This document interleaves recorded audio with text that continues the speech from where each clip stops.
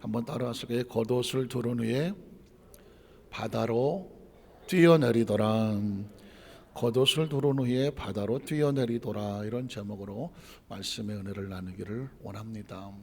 우리가 중고등학교 다닐 때 그리스 로마 신화라는 책이 우리들에겐 필수 독서 어떤 목록에 있어서 읽었던 기억이 납니다만, 그리스 로마라고 하는 그 시대 속에서 다신교였거든요.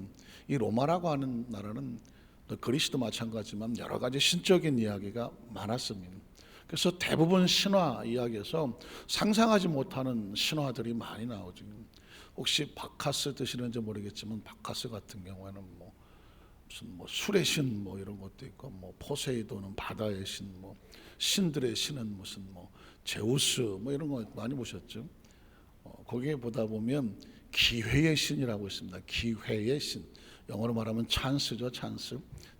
찬스라고 말하는데, 기회의 신은 어떻게 생겼을까? 기회의 신을 카이로스라고 말하는데, 사실은 카이로스라는 의미는 시간이라는 개념을 가지고 있습니다. 그러니까 기회는 시간의 개념을 가지고 있습니다. 시간은 나한테 왔지만 모를 순간 지나가는 것처럼, 기회는 나한테 왔지만 지나가 버린다, 잡지 않으면 지나가는 것처럼 기회라고 하는 카이로스라는 의미를 가지고 있는데, 이 그리스 로마 신화에 보면은 이 신들이 모양을 하고 있거든요. 그림이 있어요. 그래서 그림을 찾아봤는데 이거 좀 그림이 공개하기는 좀 힘들어. 대부분 그리스 로마 신화의 사람들은 잘 안 걸치고 나와. 그래서 고민을 해서 이거 안 되겠다 그러다가 가만히 생각하니까 안 걸치는데도 이유가 있더라고. 제가 딱 10초 동안만 보내드릴 테니까 10초만 딱 보면서 그리스 로마 신화에 나오는 카이로스라고 하는 기회의 신은 이렇게 생겼구나. 여러분이 꼭 기억하셔야 돼요. 10초가 지나면 지나갑니다. 한번 보여주세요. 네. 보셨나? 네. 하나, 둘, 셋. 잘 보셔야 돼요. 구석구석. 넷, 다섯, 여섯, 일곱, 여덟, 아홉, 열. 지나가세요. 이 사진을 잊어버리면 안 되는 이유가, 기회의 신, 여러분 아마 많이 들어보셨겠지만 이 기회의 신은 일단 세 가지 의미를 가지고 있습니다. 하나는 뭐냐면 그의 발등과 어깨에 뭐가 있을까요? 못 보셨다? 뭘 봤나요? 날개가 있습니다. 발등과 어깨에 날개를 달고 있어. 난 또 어깨에 날개 있는 것은 알지만 발등에도 날개가 있어요. 왜 날개가 있을까요? 이 기회란 순식간에 지나가 버려요. 날개를 다는 새처럼 후다닥 하고 지나간다는 것입니다. 두 번째는 뭐냐면 손에 뭘 들고 있는지 아십니까? 거기까지는 못 봐요. 손에 저울을 들고 있어요. 저울이라는 것은 신중하게 어떤 무게를 재는 거잖아요. 기회가 왔다고 해서 덜커덕하는 것은 아니에요.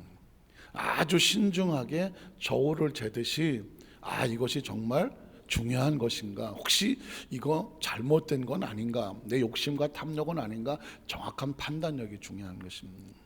자, 이 기회는 순식간에 지나간다. 그러나 그 짧은 시간이지만 아주 중요한, 집중을 해서 거기에 대한 것을 정확하게 진단하는 것이 중요하다.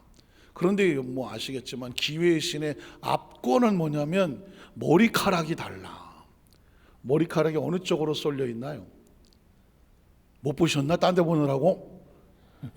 머리꼬락이 앞으로 쏠려 있습니다. 앞에는 숱이 이렇게 나와 있어요. 근데 뒷부분은 뭐예요? 없어. 뒷부분은 없어. 그래서 기회란 앞에 올 때 잡아야 잡힐 수 있다는 것이죠. 일단 지나가면 뒤통수에 잡힐 게 있다 없다? 없어요. 아무리 잡아도 이게 뺀질이야. 그런데 왜 기회의 신이 저렇게 다 헐벗고 다니시나 하고 봤더니, 몸에 어디 옷이라도 있으면 자락이라도 붙잡을 텐데 옷에도 몸에도 잡을 게 없어. 뒤돌아가면 꼬리도 없어. 그래서 카이로스라고 하는 기회의 신, 기회의 신은 앞에만 올 때만 잡을 수가 있다. 지나가면 뒤통수가 대머리라 잡을 게 없다. 그의 발등과 어깨에는 날개가 달렸더라. 지나갈 때는 순식간에 지나가 버리더라. 그리고 항상 손에 저울을 들고 있더라. 찬스가 이것이 나에게 좋은 것이 나쁜 것인지를 정확하게 빠른 시간 내에 판단해낼 수 있어야 되고, 잘못된 찬스에 올라타면 패가 망신할 수도 있는 것입니다. 그래서 사실은 그냥 그리스 로마처럼 지나가 버리지만 아주 중요한 의미가 담겨져 있기에 제가 조금은 자세하게, 정말 그림이 좀 난해하긴 하지만 고민하다가 10초 동안만 보여드렸고, 어차피 인생이란 뭐냐면 B와 D 사이, 벌스와 데스, 탄생과 죽음 사이에 C다. C를 초이스라고 해서 선택이라고도 말하지만, 가만히 생각을 해보니까 초이스는 뭐냐면 찬스예요. 어떻게 선택할 수 있습니까? 기회가 와야 선택하지, 뭐 기회가 안 주어지는데 어떻게 선택을 하겠습니까? 그래서 누군가는 B와 D 사이에 C는 초이스라고 말했지만, 저는 또 다른 관점에서 볼 때 인생이라고 하는 것은 태어나서 죽음과 사이에 그 찬스를 누가 붙잡느냐, 어떻게 선택하느냐에 달렸다고 볼 수 있는 것이죠. 자, 그렇다고 하면 신앙이란 뭐냐면 삶과 죽음 사이에 하나님의 나라 백성으로 새롭게 출발하여 가는 크리스천들에게도 당연히 이 선택과 기회는 중요한 것입니다. 우리가 살아 숨쉬는 동안에 그 기회가 얼마나 중요하냐, 혼인잔치 비유에서도 보니까 선택과 기회 아니었습니까? 신랑이 오기 전까지는 아직 기회가 있었던 거죠. 등과 기름을 준비할 기회가 있었습니다. 아직은 나에게 선택할 수 있는 찬스가 있었던 것입니다. 그러나 신랑이 와서 혼인잔치의 문이 닫혀버리니까, 닫혔다는 얘기는 기회가 없다는 것입니다. 선택이 없는 것. 문은 내가 여는 게 아닙니다. 기회는 우리가 스스로 만드는 게 아니기 때문에 지나가고, 달란트의 비유도 역시 천국도 뭐 주인이 왔을 때 이미 기회가 끝난 것입니다. 열심히 땀 흘려 일할 수 있는, 달란트를 남길 수 있는 나에게 주어진 찬스와 선택이 끝나는 것입니다. 여러분, 마지막 날 심판이라는 것은 다른 게 아닙니다. 기회와 찬스가 더 없다는 것입니다. 사실 사람들이 왜 죽음 앞에서 사실은 많이 아파할까요? 죽음은 우리에게 기회를 빼앗아가 버리지 않습니다. 더 이상 기회가 없어요. 그리고 더 이상 선택할 여지가 없기 때문입니다. 아직 살아있다는 얘기는 우리에게 아직은 기회가 있다는 것이고, 아직은 우리에게 시간이 있다는 것이고, 아직은 우리에게 선택이 있다는 것과 같단 말입니다. 그래서 우리가 신앙생활을 할 때도 기회의 선택이라고 하는 것은 아주 중요한 것인데, 오늘 그런 관점에서 모든 기회와 선택을 잃어버렸던 베드로의 모습을 먼저 첫 번째로 찾아보기를 원합니다. 사명의 기회를 잃어버렸던 베드로의 모습이죠. 요한복음 18장 25절로 27절에 보면 시몬 베드로가 서서 불을 쬐더니 사람들이 물었습니다. 너도 그 제자 중 하나가냐? 그 제자는 예수 그리스도의 제자 중에 하나가 아니냐? 베드로가 부인하여 이르되, 나는, 베드로는 선택한 겁니다. 예수를 모른다고 부인한 건요, 다시 그가 신앙 고백하시는 기회를 놓쳐버리고 자신의 육신의 생명을 살리기 위해서 선택을 하는 것입니다. 오늘 저와 여러분이 삶을 살아간다는 것, 내가 어떤 말을 할지, 어떤 행동을 할지, 내가 어떻게 움직일지는 선택과 찬스와 같습니다. 베드로가 부인하여 했을 때 부인했다는 말 뒤는 그가 왜 부인했을까요? 부인을 선택한 것입니다. 그리고 그에게 주어진 기회 속에서 그는 그 기회를 날려버리고 잘못된 기회를 잡은 것입니다. 자기가 육신적으로 혼자 살아갈 수 있다라고 하는 그 기회를 잡아 선택했다는 거죠. 그래서 베드로가 부인을 하게 되는 것입니다. 인간이 어떤 말을 할 때나 어떤 행동을 할 때는요, 반드시 선택과 기회를 자기가 결정했기 때문에 그런 말이 나오는 것입니다. 그런 행동이 나오는 것입니다.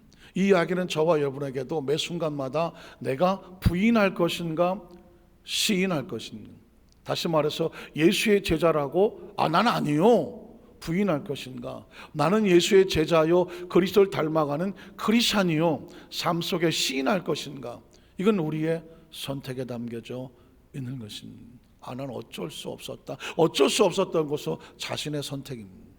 그래서 저와 여러분 지금까지도 그렇게 살아온 거예요. 과거의 선택과 과거의 기회를, 어느 기회를 따라갔느냐가 지금 저와 여러분의 이 자리에 와 있는 것입니다. 앞으로 인생이란 뭐냐? 인생이란 뭐냐? 역시 마찬가지입니다. 우리에게 주어지는 선택과 기회를 어느 쪽을 기회를 선택하고 어느 쪽으로 갈 것인가, 이게 이제 먼 날, 뭐 1년 후에, 2년 후에, 뭐 3년 후에, 10년 후에, 20년 후에, 아니 인생의 마지막을 다 지난 후에 뒤돌아보면 당신의 선택이었습니다. 당신의 기회에 대한 당신의 반응이었습니다. 이겁니다.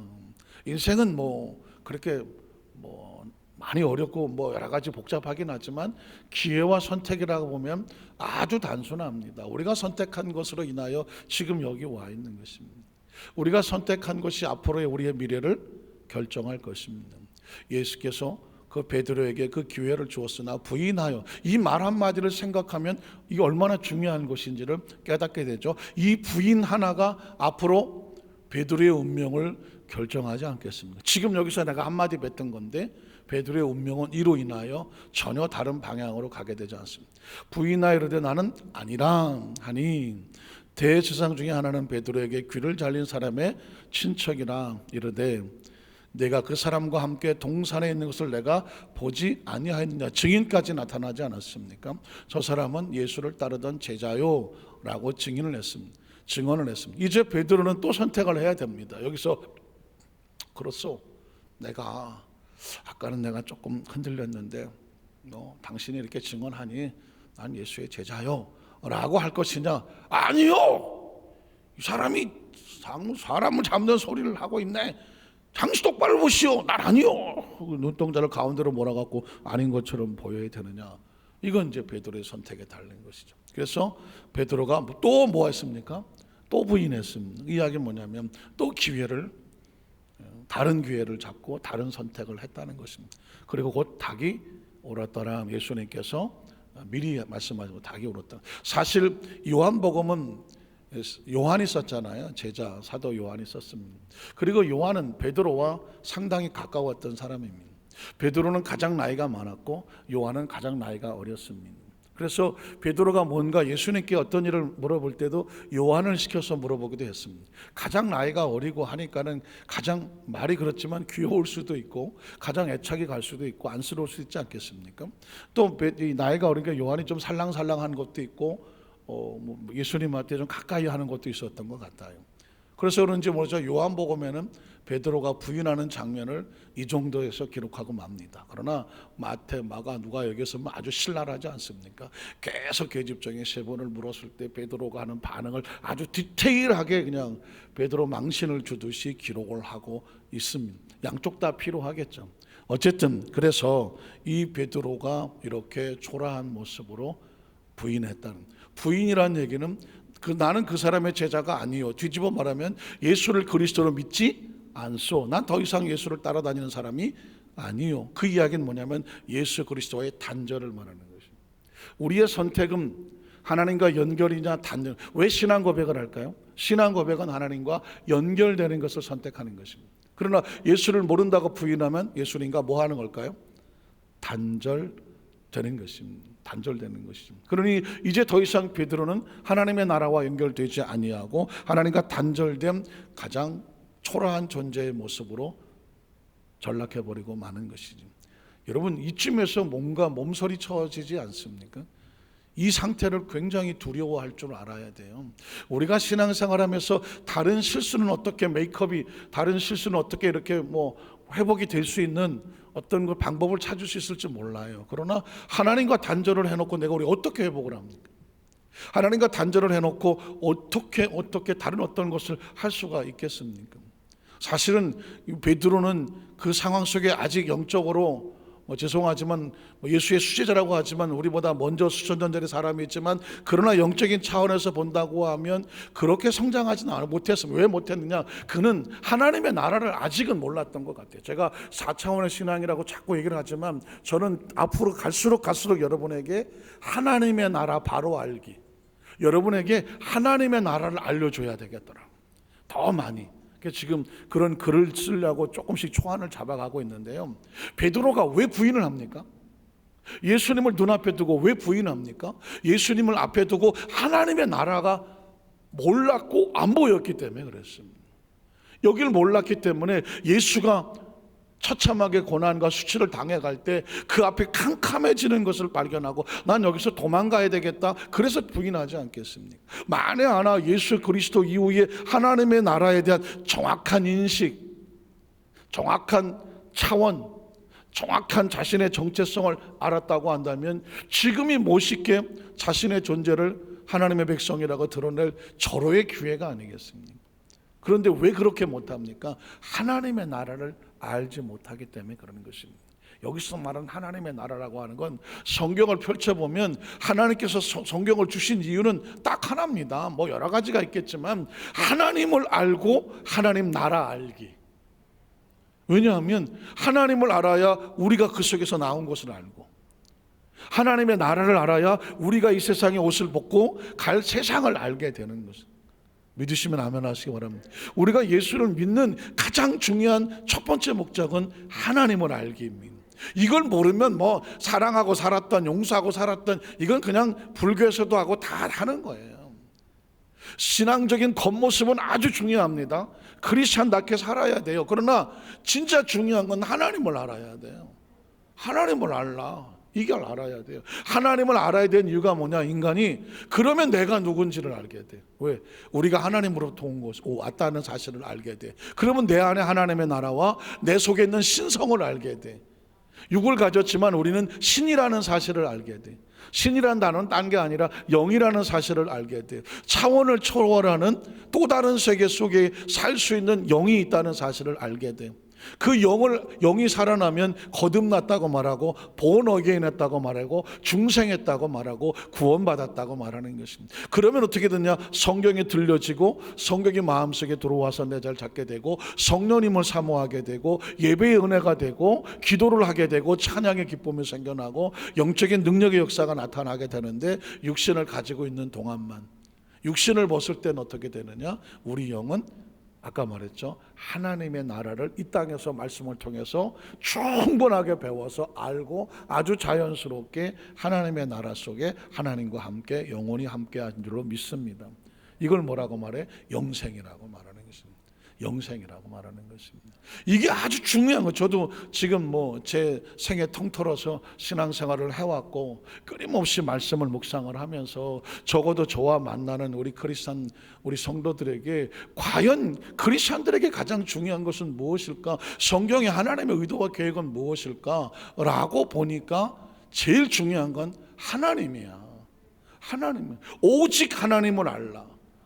내 백성이 하나님을 몰라서 망하는 도다지거든요. 하나님을 몰라서 열 명의 그 정탐꾼들 딴소리 하는 것이고, 하나님을 몰라서 아브라함이 애굽에 잠시 도망쳤던 것이고, 아브라함이 야곱도 하나님을 몰라서 에서를 만날 때 두려워서 재산을 나눠서 도망가려고 했었던 것이고, 그 순간 하나님이 안 보이면 뭐 사울도 하나님이란 존재가 알듯 말듯 하니까 백성들의 눈치 보느라고 하나님 말씀을 어긴 것이고, 이 하나님의 나라가 중요해요. 이 땅에 살면서요, 우리는 육을 가졌지만 우리 영은 하나님을 알고 하나님이 말씀하신 하나님의 나라를 알아야 돼요. 지금 보이는 이 세상은, 100년 안쪽의 세상은 그냥 꿈이라고 생각하면 돼. 일장춘몽이야. 난 일장춘몽을 느낀다. 아이고, 아직 난 악착같이 살겠다는 삶의 의지가 불꽃처럼 타오르는 것. 인생은요, 일장춘몽이야. 난 40대 알았어요. 일장춘몽이구나 인생. 여러분이 나중에, 지금은 젊어서 잘 몰라. 제가 보니까 여러분들은 젊어서 아직 몰라. 나중에 이 세상을 떠날 때쯤 돼서 마지막 날 조금 있으면 이제 내가 세상을 떠난다고 생각할, 혹시 그런 인식이 있다고 하며 뒤돌아보세요. 여러분 인생을 뒤돌아보세요. 90년, 내가 지금 98세인데 뒤돌아보니까 98년이 어젯밤 꿈과 같은 거야. 꿈과 같은 거야. 인생은 뒤돌아보면 사는 동안은 뭐 진짜 지지고 볶고 별의 별일이 다 있지만, 뒤돌아보면 인생은 꿈이야. 손 안에 있는 이 것도 다 꿈이고, 지금 내가 쥐고 있는 것도 다 꿈이고, 입고 있는 것도 다 꿈이고, 그냥 아등바등 했던 것도 다 꿈이고, 애지중지해서 애착하고 정말 품고 있었던 것도 다 꿈이에요. 갑자기 우리 성도들이요, 인생이 꿈인가? 인생은 꿈이다. 꿈이 일장춘몽입니다. 그 이야기는 뭐냐면, 그래야 정상 아니겠습니까? 왜냐하면 하나님으로부터 하나님의 자녀들이 이 지구에 영원히 살 것은 아니거든요. 살다가 옷을 벗어놓듯이 육신을 잘 벗어서 땅속에 다 묻어두고 영은 진짜 호련히 그냥 할렐루야 하면서 육신을 벗고 그리고 예수께서 말씀하신, 진짜 여러분이 예수님의 말씀을 요한복음 14장 1절로 6절의 말씀을 믿는다면 내가 아버지께로 가서 너희를 위해서 처소를 예비하면, 한 명이 아멘 할까 말까 하면 내가 다시 와서 너희를 내게로 인도하여, 주여 다음에 오시옵소서지 오늘 밤에 오시옵소서는 아니죠. 지금 가면 나 있는 곳에 너희가 영원히 있게 하리라요. 여러분, 진짜 이게 진짜 삶을 사는 동안에는 열심히 사시고 애착 있게 사시고 최선 있게 살아야 돼. 그러나 인생을 우리가 이렇게 내려놓고 보자고요. 인생을 내려놓고 봐. 그러면 어차피 지구상에 수천억, 숫자도 다 못 써. 얼마가 지구를 와서 살다 갔는지는 잘 모르겠어. 그러나 하여튼 수천억이 됐든 수조억이 됐든 간에 어마어마한 생명들이 이곳에 왔잖아요. 올 때 뭐 입고 옵니까? 육신을 입고 왔잖아. 다 육신을 입고 왔잖아요. 다들 몇 살 삽니까? 옛날 조선시대 한 100년 전엔 40도 못 살았어. 4, 50이면, 우리 자랄 때 60이면 힘들었어요. 70은 보기도 힘들어서 고이였어요. 80 살면 기적이요. 요즘은 웬만하면 8, 90이야. 웬만하면 8, 90이에요. 자, 그래 100이라고 해. 100살을 사셨어. 다 놓고 어디로 갑니까? 그 수천억 다 어디로 갔으면, 난 진짜 자답게도 신기한 게 뭐냐면 그 어마어마한 그 생명들이 다 어디로 간 거야. 다 갈 곳은 딱 하나밖에 없습니다. 하나님의 나라. 예수님께서 왜 이 땅에 육신을 입고 오셔서 그 엄청난 이야기를 하시며 가십니까? 너희에게 소망이 있으면 하나님의 나라가 있어. 이 세상을 떠나도 갈 곳이 있어. 이걸 알고 있는 사람은 옷을 벗는 걸 두려워하지 않아. 육신을 벗는 걸 두려워하지 않는다는 이야기입니다. 그러나 여기가 안 보이는 사람은 살 소망은 내 몸밖에 없어. 그러니까 악착같이 살아야 돼. 뭐 어젠가 오늘 발인하나요? 삼성에 이건희 이제 고인이 됐잖아요. 78세, 79세, 78세. 아니 삼성이면 전 세계에서 대기업 아닙니까? 그 대그룹의 회장이 뭘 못해서 78세에 그 아까운 목숨을 놓고 갔겠어? 7년 전에 쓰러졌어요. 7년 전에 71에 쓰러졌어. 71에 쓰러져 갖고, 그것도 뇌경색으로 7년을, 가끔 언론 나올 때 보셨잖아요. 잘 걷지도 못하셨던 거. 7년을 그 온갖 기술을 동원해서 7년을 버틴 거예요. 그 삼성의 모든 걸 동원해서 7년 버텼어. 그 78세에 가신 거예요. 보십시오. 그런 대기업에 돈이 없어, 기술이 없어, 의술이 없어, 뭐가 없어. 뭐 가면 그만이지 뭐. 가면 그만이에요. 그러니까 이 이야기는 뭐냐면, 항상 우리는 여기에 대한 인식, 여기는 지나가는 곳이야. 그리고 이제 예수를 믿고 하나님의 나라 속에는, 그러나 지나가는 것 때문에 인생을 허망하다고 하지 마라. 일장춘몽이라고 절망하지 마라. 어차피 너희는 하나님이 안고 왔고, 이 광야를 지나가도 하나님이 너희를 안고 가는 것이고, 하나님은 어차피 영생이야. 우린 영생에서 왔고, 이 지구를 살더라도 영원한 생명이 안고 가고, 육신의 생명을 벗더라도 너희는 영원한 하나님의 나라가 있어.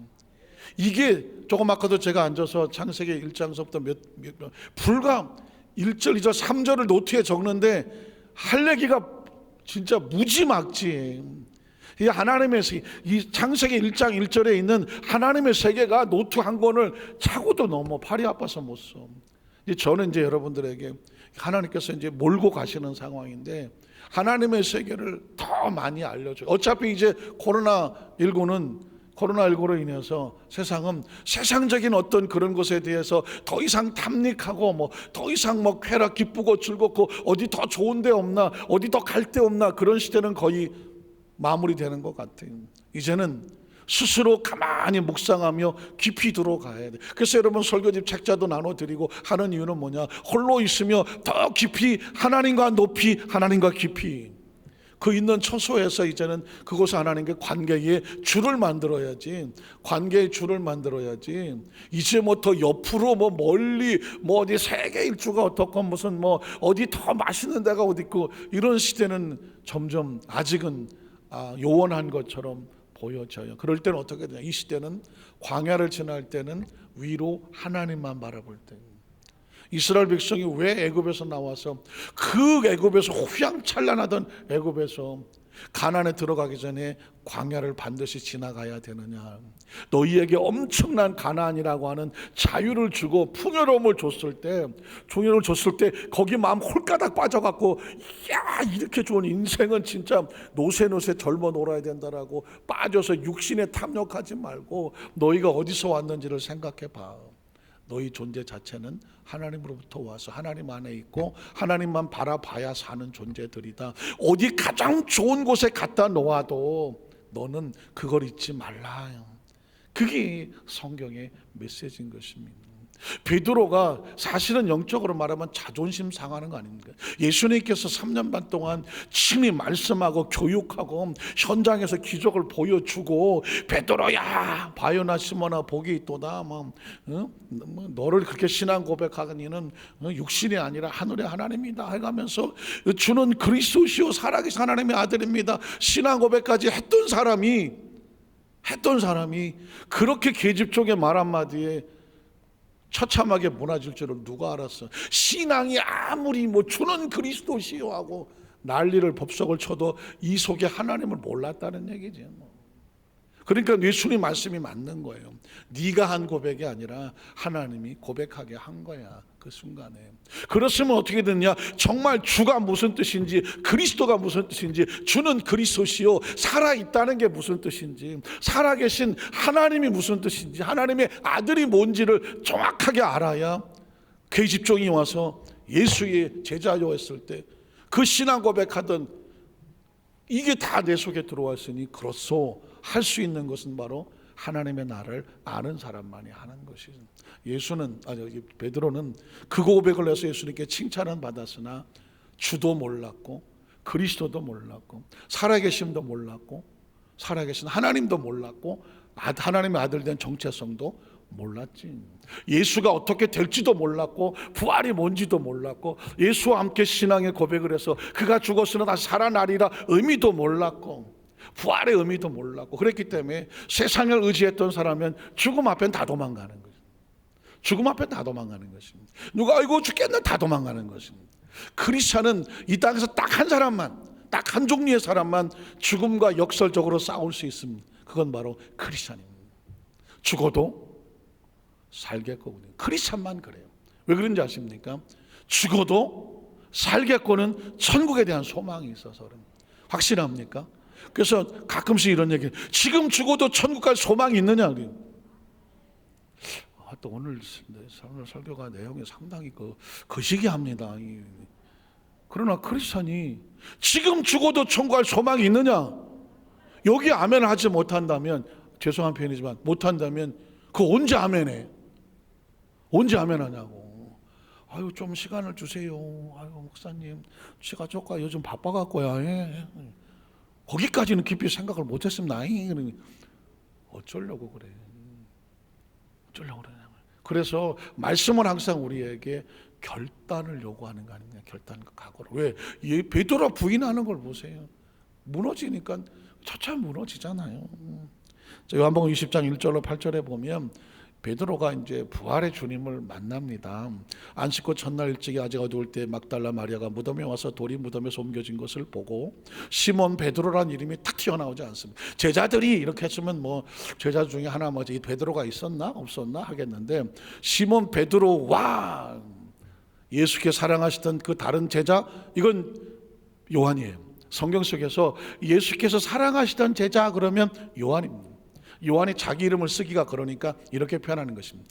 예수께서 사랑하시던 다른 제자에게 달려가서 말하되, 이 막달라 마리아가 부활의 주님을 만난 다음에 두 사람에게 가서 얘기했습니다. 베드로와 요한에게 말했습니다. 사람들이 주님을 무덤에서 가져다가 어디 둔지 우리가 알지 못하겠다 하니, 베드로와 그 요한이죠, 다른 제자가 둘이 뛰어가서 무덤으로 갔습니다. 예수님이 부활했다고? 둘이 같이 달림하더니 그 다른 제자가 베드로부터 더 빨리 달려. 왜 빨리 가려? 젊어. 베드로는 나이가 있어. 그리고 어쩌면 요한은 예수님이 그 고난과 시련을 받고 채찍 그 자리까지 따라갔었던 사람이에요. 따라갔던 사람. 그러나 베드로는 거기서 부인했던 사람이에요. 그러니까 달려가는 속도가 달라.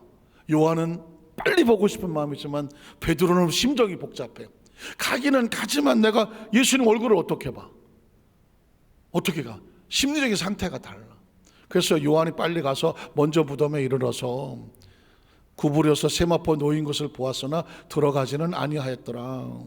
시몬 베드로는 따라와서 무덤에 들어가 보니 세마포가 놓여 있고 머리를 쌌던 수건은 세마포와 함께 놓이지 않고 딴 곳 쌌던 대로 놓여 있었더라. 그때야 무덤에 먼저 갔던 그 다른 제자도 들어가 보고 믿더라. 자, 그럼 베드로도 요한도 다른 제자들도 예수님이 부활하신 것을 믿었습니까? 안 믿었습니까? 믿었다고 말하지 않죠. 믿더라. 믿었다고 했잖아요. 과거에는 부인했지만 무덤을 보고 믿더라 했습니다. 그런데 믿더라 했는데 행동이 좀 달리 나와요. 요한복음 21장 1절로 3절에 보면, 그 후 예수께서 디베라호스에 또 제자들에게 자기를 나타나셨으니 나타나신 일은 이러하니라.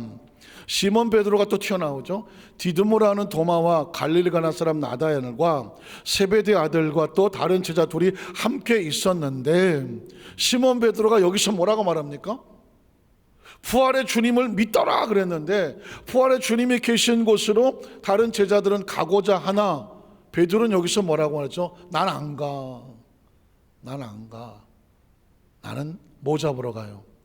물고기 잡으러 갈래 합니다. 왜 그랬을까요? 아니, 애시당초 부활의 주를 믿지 않았으면 부활은 못 믿었으면 안 가는 게 맞아. 그런데 베드로가 믿더라 그랬잖아요. 아까요. 그 자리에 갔었잖아요. 믿더라 그랬는데 이렇게 말합니다. 나는 안 가. 나 그냥 옛날처럼 고기나 잡으러 갈래. 이 이야기는 뭘까요? 베드로는 자기 자신을 알잖아요. 예수를 모른다고 부인하고 배반하고 도망을 쳤던 자기 자신의 그 자책감과 양심의 가책과, 자기가 어떻게 예수를 만나, 어떻게 예수님 앞에 가서 주여 부활하셨습니까? 우리가 얼마나 정말 주님이 부활하기를 기다렸는데 할 수 있습니까? 할 수 없습니까? 할 수 없지. 뻔히 그 예수님 눈앞에서 어이구 나 저 사람 모른다고 장을 지신다고 막 부인하고 배반하고 침을 뱉더라 그랬는데, 저주하고 그랬는데, 거기 어떻게 베드로가 예수님 앞에 가갖고 주여 내가 부활하실 줄을 믿고 3일을 금식하며 기다렸나이다 할 수 있어요? 없어요? 못하죠. 예수님은 부활하셨구나. 그러나 나는 그 부활을 믿지 못하고 예수님을 3번이나 부인했으니 나 같은 놈은 죽어 마땅하지. 난 제자의 자격이 없어. 내가 어떻게 주님의 얼굴을 보겠어? 어디로 가야 마땅합니까? 난 옛날 고기나 잡으러 가. 이게 베드로의 심정이란 말이에요. 때로 여기서 아주 중요한 게 있습니다. 그리스도인 리더자들이 사역을 하다가 또는 신앙생활을 하다가 원치 않는 죄에 무너질 때가 있습니다. 죄에 무너질 때. 자기가 그 죄를 지었어. 그래서 죄에 무너졌어. 그런데 돌이켜 봤는데 다시 엄두가 안 나. 내가 봉사할 엄두가 안 나. 다시 기도할 엄두가 안 나. 다시 교회 나올 엄두가 안 나. 그전에 그렇게 열심히 했어. 내가 정말 은혜 받았다고 열심히 했어. 근데 원치 않게 그만 크리스찬으로서는 해서는 안 되는 어떤 일에 빠졌어. 뒤늦게 돌이켜봐서 알게 됐어. 내가 잘못했구나. 회개를 했어. 그런데 옛날처럼 일할 뭐가 없어? 자신이 없어. 양심이 없어. 양심이. 의욕이 없어. 그리고 주님이 나를 내가 무슨 짓을 해도 나를 인정해 줄 것 같지가 않아. 그런 거 나 겪어본 적이 있다면 마스크 손 드셨어? 손 안 들어도 돼. 마스크 속에서만 살짝 아레니스를 깨밀어. 주여 제가 그랬나이다. 사실은요 모든 크리스찬들이 항상 열심히 이렇게만 신앙생활 하는 것은 아니에요. 베드로도 그랬으니까 잘 나가다가 엎어지고 잘 나가다가 엎어지고 해.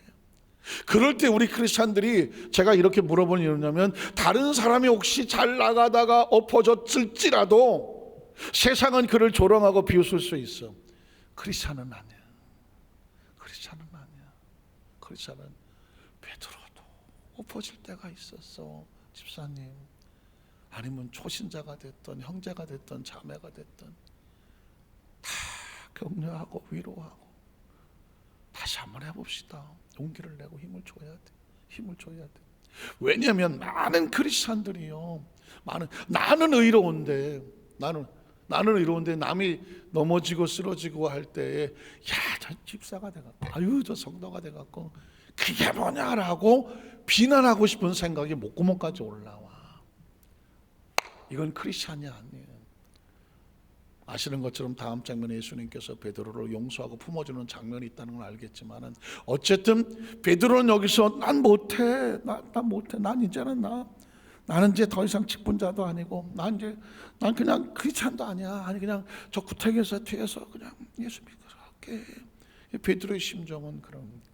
근데 여기서 또 하나 오늘 뭐 이것만 하고 마쳐야 될 것 같은데요.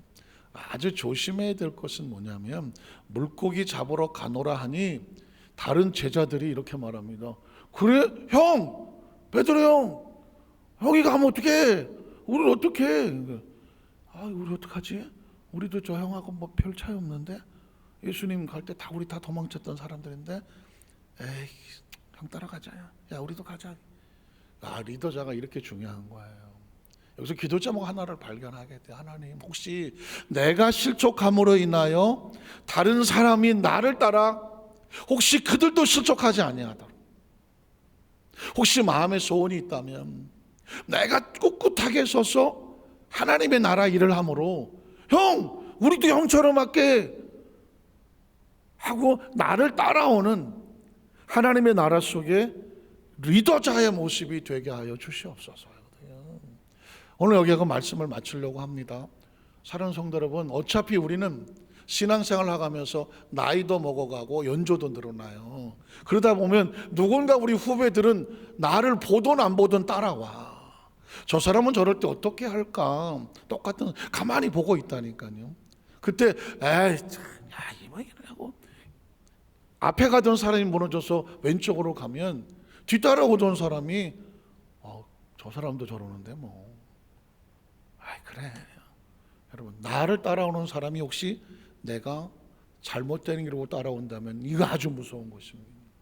그래서 리더자들은 진짜 중요한 거예요. 한번 따라 하실까요? 주님 나로 인하여 내 믿음의 동료와 후배들이 곁길로 가지 않게 하시옵소서. 나를 따라 힘들더라도 믿음의 길로 가게 하여 주시옵소서. 저는 성위다 깜짝 놀랐어. 난 베드로만 혼자 고기 잡으러 간 줄 알았지. 그랬더니 그 따르던 제자들이 많이 나왔거든요. 그들도 우리도 형 따라갈래 하고 가더라고요. 가슴이 철렁한 거예요. 만약에 그때 베드로가 부활의 주님 그래 내가 부족하고 모자랐지만 면목이 없지만 우리 주님을 만나러 가자라고 했으면 베드로뿐만 아니라 나머지 제자들이 또 누굴 따라갑니까? 베드로를 따라갔을 거예요. 근데 베드로가 왼쪽으로 하니까 다 왼쪽으로 가네. 베드로가 오른쪽으로 갔으면 그쪽으로 따라갔을 텐데. 말씀을 정리하겠습니다. 사랑하는 성도 여러분, 겉옷을 두른 후에 바다로 뛰어내리더라는 베드로가 주님을 만났을 때의 장면을 제가 조금 확대시켜서 제목으로 삼았습니다. 그런데 그 장면까지 가기 전에 베드로의 나약한 모습, 이유는 뭐예요? 하나님의 나라를 알지 못했기 때문입니다. 천국을 몰랐다는 것입니다. 좀 더 말하면 이 세상의 3차원의 세계 속에 제한된 육신을 가지고 압박으로 다가오는 곳에 여기에 묻혀 있다 보니까 예수님께서 그렇게 말씀을 하셨던 하나님의 세계에 대해서 시야가 열려지지는 않았어요. 시야가 열려지지 않은 베드로라도 무너지는 것입니다. 베드로가 성령의 체험을 하였다는 얘기는 새로운 시야가 열려졌다는 겁니다. 하나님의 차원을 터치받는 것입니다. 성령 세례가 뭡니까? 이건 하나님 초자연적인 어떤 역사가 내 속에 찾아와서 내 혀를 붙잡아 방언을 말하게 하고, 초자연 역사가 내 몸을 진동하여 내 속에 하나님의 역사와 능력이 나타나게 하고, 이 세상에 어떤 과학이 아닌 자연적인 현상이 아닌 초자연적 하나님의 은혜가 나로 끌고 가는, 그걸 경험하고 나가니까 하나님의 나라가 우주 바깥에 있는 것이 아니라 내 안에 들어오는 것이잖아요. 성령 세례는 그런 겁니다. 그래서 너희 안에 하나님의 성령에 거하는 성전이 아니냐, 이제 하나님의 나라를 내 안에 품고 가는 것이거든요. 그러니 세상이 아무리 어쩌고 저쩌고 할지라도 그 세상 때문에 내 안에 성전이 무너지지 않는 것이죠. 우리 여도수 만산교회 성도들의 생활 속에서 여러분이 신앙생활을 하시고 수천 번 뭐 성경도 다 아시고 기도도 많이 해오셔서 신앙생활이 이제 뻔할 것 같죠. 죄송한 얘기지만은 이제부터 시작입니다. 한번 따라하실까요? 신앙생활은 이제부터 시작이다. 하나님의 나라, 세상은 아무리 알아도 하나님의 나라를 알지 못하면 신앙은 이제 초보로 시작하는 것밖에 안 되는 거예요. 우리가 갈 곳은 이 세상이 아닙니다. 우리가 갈 곳은 하나님의 나라잖아요. 이 정도 나이에서 되시면은 세상에 뭐 모를 게 뭐가 있어? 모를 게 뭐가 있고, 아니 뭐 트럼프가 됐던 바이든이 됐던 뭐 미국 대통령 어쩌고 해도 옛날에는 뭐 관심도 있던 누가 되든지 뭐지 다 하나. 정치도 마찬가지. 요즘은 조금만 더 있으면요, 대통령이 보고 다보다 나 어린 사람들이 다 돼. 다 어린 사람이 뭐 장관하고 뭐 총리하고 하게 돼. 지금은 아니요. 지금은 앞으로 살다 보면 다 젊은 사람들이 다 하게 돼. 그것도 젊다고 해도 좀 그렇게 된다니까. 그래서 인생에 모를 게 없어진다니까요. 뭐 이게 없어져. 지구에 뭐 궁금한 거 있어요? 뭐 궁금한 게 뭐가 있어 삶에. 이제 다 알아. 그러나 죄송한 얘기지만 이 다 아는 건 여행을 해서 여행 지식만 늘어났을 뿐이지 진짜 가야 될 하나님의 나라는 이제 시작입니다. 좋은 이야기다. 하나님의 나라 여행하기. 하나님의 나라를 충분히 여행을 하고 가야 돼요. 그래야 우리 몸을 딱 떨고 죽음이란 뭐냐? 하나님의 나라의 여행을 출발하는 것이고 고향으로 가는 길이에요. 이 소망이 있어야 뭐 머리가 좀 빠지든 뭐 나이가 좀 먹어가든 몸이 좀 힘들고 어렵든 간에 갈 때가 돼서 하나님 나라 갈 때 잘 준비하고 해서 이런 하루하루를 설렘으로 사셔야지. 여기도 아프고 저기도 아프고 아이고 진짜. 어차피요 나이 먹어가면서 하나의 그냥 연조가 늘어나는, 잘 익어가는 하나의 과정일 뿐이에요. 그래서 우리는 이래도 감사하고 저래도 감사하고 활짝활짝 좀 웃어요. 활짝활짝 신앙이 깊어갈수록 충만한 영적인 힘으로 살아가시기를 주의 이름으로 축복합니다.